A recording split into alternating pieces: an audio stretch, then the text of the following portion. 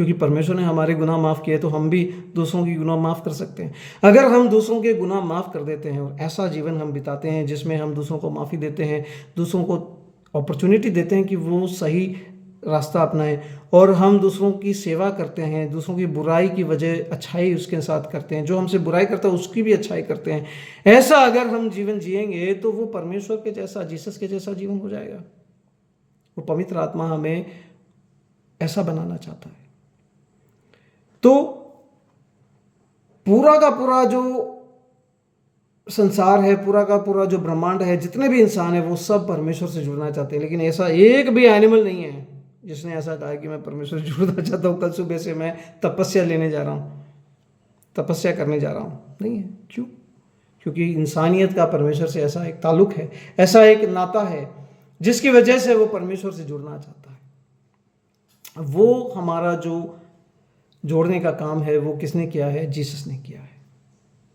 उसको हम नया नियम कहते हैं, नई वाचा कहते हैं। पहले एक वाचा थी, एक नियम था जिसके द्वारा इंसानियत जो है परमेश्वर से जुड़े हुए थे, परमेश्वर का अस्तित्व उनके साथ था, उनके ऊपर परमेश्वर का अनुग्रह अर्थात परमेश्वर का जीवन था।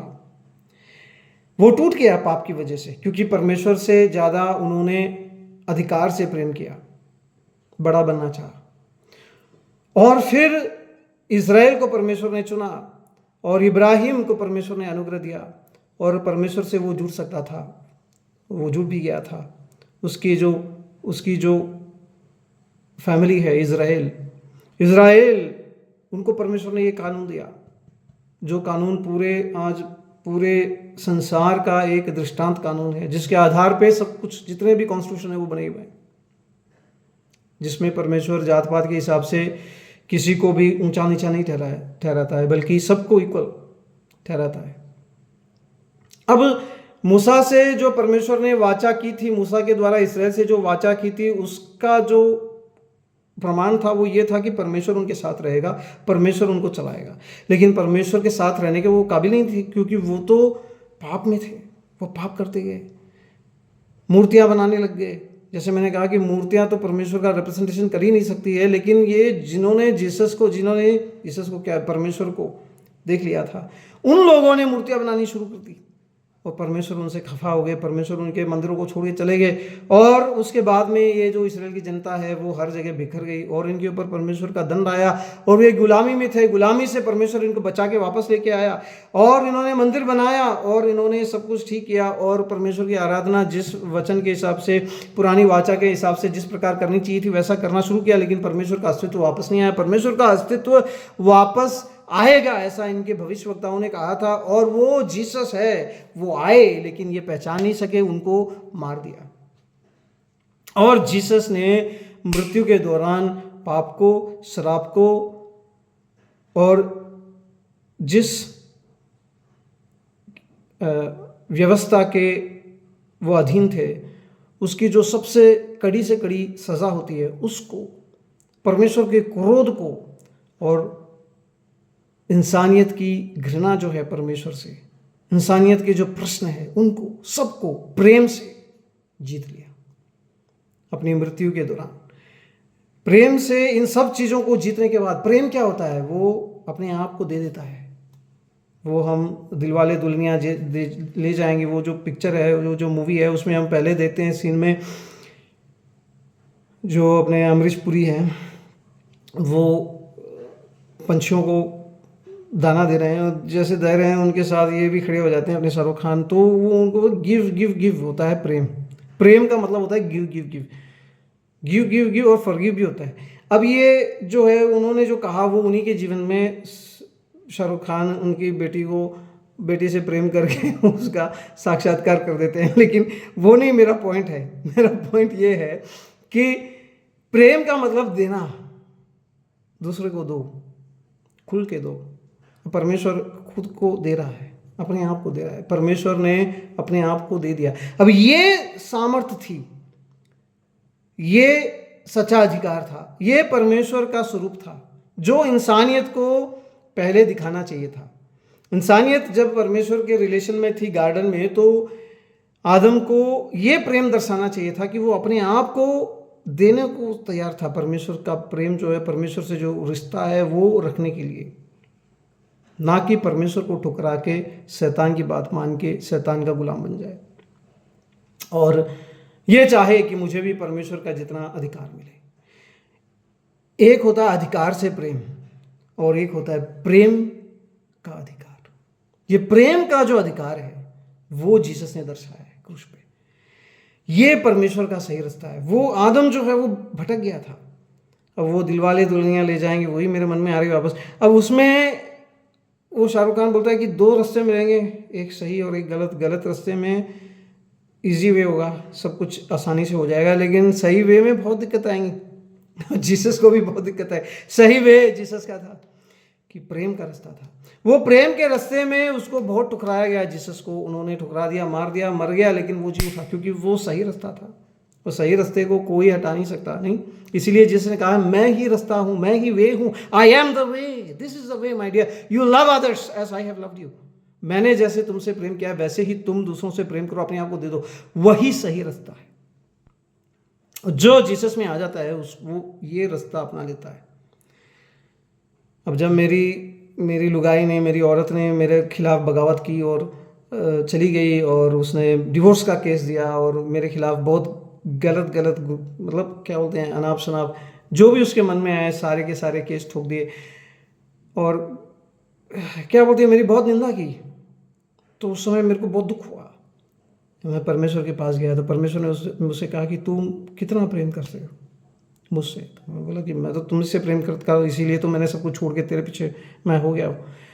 परमेश्वर ने कहा कि तुम कितना प्रेम अपनी औरत से करते हो, मुझे नहीं मालूम। मैंने अपने आप को परमेश्वर के हवाले कर दिया। मेरे को नहीं मालूम मैं कितना प्रेम करता हूँ, मेरे को नहीं मालूम सच में। फिर परमेश्वर ने ऐसा कहा कि तुम एक काम करो, जो भी वो मांगती है तुमसे तुम उसको दे दो। जीसस ने वो किया। अगर आप उस गार्डन में जाओगे जहाँ पे इंसानियत ने परमेश्वर को ठुकराया था, वहाँ पर भी परमेश्वर ने वही किया कि वो जो चाहते थे उनको दे दिया। वो क्या चाहते थे? वो ज्ञान चाहते थे। वो क्या चाहते थे? अपने पांव पे खड़ा होना चाहते थे। वो क्या चाहते थे? अपने आप को अधिकारी स्थापित करना चाहते थे। परमेश्वर ने उनको बोला ठीक है जाइए, आपको जो चाहिए वो ले लीजिए। इज़राइल जो है वो अन्य देवता के पीछे चली गई और मूर्ति पूजा करने लग गए। तो परमेश्वर ने जो वो चाहते थे वही उनको दे दिया। परमेश्वर ने कहा कि अन्य जातियों के गुलाम बन जाओगे तुम, वहां पे बिखर जाओगे, उन देवताओं की सेवा करोगे, उनको चाहा था तुमने, उन्हीं के पीछे जाओ। अब परमेश्वर ने मुझे कहा कि जो भी वो मांगती है दे दो उसको। मैंने तो दे दिया जितना भी सब कुछ मांगा, डिवोर्स भी दे दिया, बच्चा भी दे दिया, सब। उसके बाद मेरे को दुख होने लग गया। अब जीसस को भी वही दुख हुआ था जब वो क्रूस पे थे, उन्हें सब कुछ दे दिया। प्रेम जब हम दे देते हैं, प्रेम से हम सभी कुछ दे देते हैं, तो हमको बहुत दुख हो जाता है कभी, क्योंकि वो प्रेम जो है वो हमको वापस नहीं मिलता। दुनिया ने जीसस को प्रेम वापस नहीं दिया। जीसस ने संसार से इतना प्रेम किया, लेकिन वो प्रेम जीसस के लोगों ने नहीं दिया, रोम के लोगों ने नहीं दिया, प्रेम नहीं दिया, आदर दिया नहीं दिया। जिन्होंने आदर दिया, चाहे वो यहूदी बगावती, वो इंसान जो जीसस के दाईं ओर मर रहा था वो हो, या वो रोमी अधिकारी हो जो जीसस को मार रहा था, उनको परमेश्वर ने अपने हेवन में, अपने आने वाले घर में, अपने आने वाले राज्य में स्थान दिया। अब इन दोनों को फॉरगिवनेस मिलती है।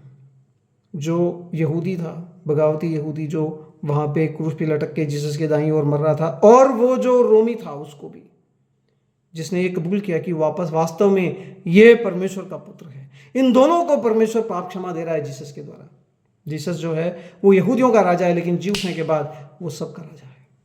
उसको परमेश्वर ने पिलातुस का भी राजा ठहरा दिया कि तेरे कैसर में ऐसा पावर नहीं है कि वो जी के उठ जाए, मर के उठ जाए। और परमेश्वर ने उसको उस जगह बिठा दिया अपने दाईं ओर और कहा कि जब तक तेरे जितने भी शत्रु हैं, जितने भी तेरे एनिमीज हैं, उनको मैं तेरे पांव के नीचे नहीं लाता, तुम यहीं पर बैठो। अब जीसस नहीं आ रहे, क्यों? क्योंकि बहुत ज़्यादा उसके एनिमी है संसार में। जब तक उसके सारे एनिमी घुटने नहीं टेक देंगे और कहेंगे नहीं कि जीसस तू ही भगवान है, तू ही परमेश्वर है, तू ही खुदा है हमारा, आजा, वो नहीं आएगा। वहां पे बैठे। इसीलिए जिन लोगों ने जीसस को जान लिया है वो ये प्रेम बांटना चाहते हैं, वो कन्वर्ट करना नहीं चाहते। अरे कन्वर्ट करके क्या मिलेगा? कुछ नहीं मिलेगा। कन्वर्ट हो या ना हो, जब तुम्हें जीसस का प्रेम पकड़ेगा ना तो तुम अपने आप उसके पीछे हो जाओगे। जब तुमको ये बात समझ में आ जाएगी अंदर से कि जीसस ने तुमसे कितना प्रेम किया है, तुम सब कुछ छोड़ दोगे। क्योंकि ये जो शरीर जो परमेश्वर जो मिरास में तुमको और मुझको देने वाला है, वो इलॉन मस्क भी पैसा देके खरीद नहीं सकता। इलॉन मस्क जिस दिन मरेगा वो सबसे गरीब इंसान हो जाएगा, क्योंकि उसके जो 500 बिलियन है वो उसके चले जाएंगे। इतना अमीर था, एकदम से गरीब हो जाएगा, सब कुछ चला जाएगा उसका। तो आपके और मेरे 1 या 2 करोड़ रुपए जाएंगे, मेरे पास उतने भी नहीं है। ठीक है, अब ऐसी बात है कि जो भी हमारे चले जाएंगे वो यहीं पे रह जाएंगे, लेकिन हम कहाँ पे जाएंगे? हमें परमेश्वर ने इस धरती के लिए बनाया। वापस मैं आपसे यही कह रहा हूं कि परमेश्वर ने हमें स्वर्ग में जाके परमेश्वर के दाहिने ओर बैठने के लिए नहीं बनाया है, इस धरती के लिए, इस संसार के लिए बनाया है। क्योंकि अपनी सृष्टि की रचना परमेश्वर ने इस प्रकार से की है कि उसमें वो अपने आप को दर्शाना चाहता है।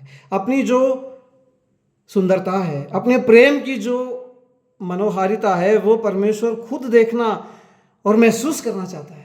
इसीलिए प्रेम से जब परमेश्वर ने बनाया तो परमेश्वर ने प्रेम की वजह से ही इंसानियत को फ्री विल का बॉम्ब दे दिया था कि तुम्हारी इच्छा जो है तुम करो, जो तुमको चाहिए तुम चुन लो।